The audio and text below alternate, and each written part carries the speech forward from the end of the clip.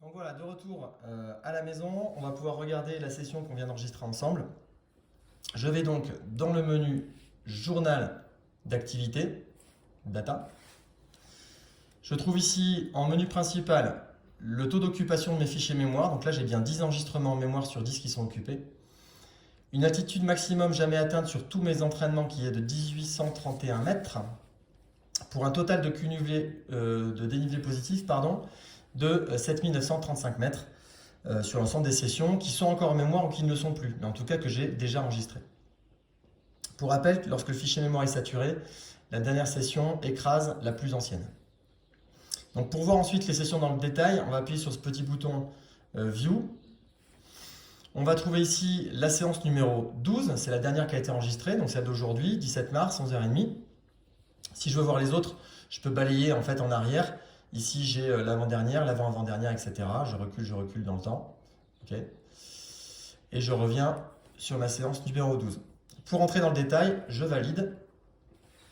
Je retrouve ici donc, le global de mon activité, c'est-à-dire mon chrono total avec l'altitude maximum que j'ai atteinte sur cet enregistrement-là. Donc ici, 1065 mètres, c'était pas très haut. Et ici, j'ai une vitesse moyenne globale de l'activité de plus 5 mètres heure. Alors comment l'expliquer? Tout simplement parce que si vous vous souvenez bien, j'avais 2 mètres de décalage à mon arrivée entre les différences d'altitude parce que j'étais pas exactement à mon point de départ plus les petites variations météo sur une demi-heure. Et ben, ces 2 mètres rapportés sur une demi-heure, ils me donnent globalement une vitesse moyenne de plus 5 mètres heure, tout simplement.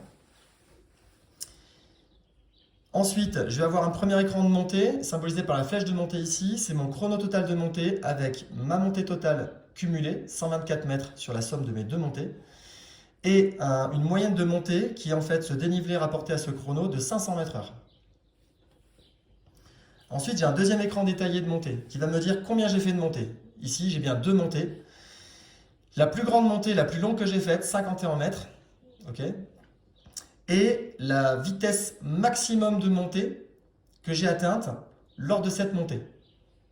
Donc ça vous permet de faire vraiment des petites analyses de performance, quel était votre meilleur taux de montée, quelle était la côte la plus longue que vous avez faite.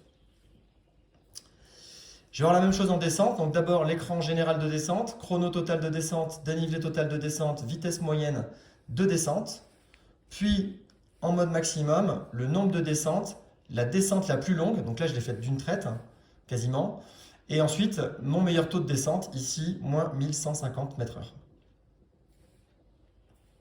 Voilà. Et pour finir, vous avez la possibilité, en dernier écran, d'effacer la séance si elle ne vous intéresse pas. Donc là, celle-là, je vais la garder pour l'exemple. Et donc, je peux quitter ici et revenir au menu général.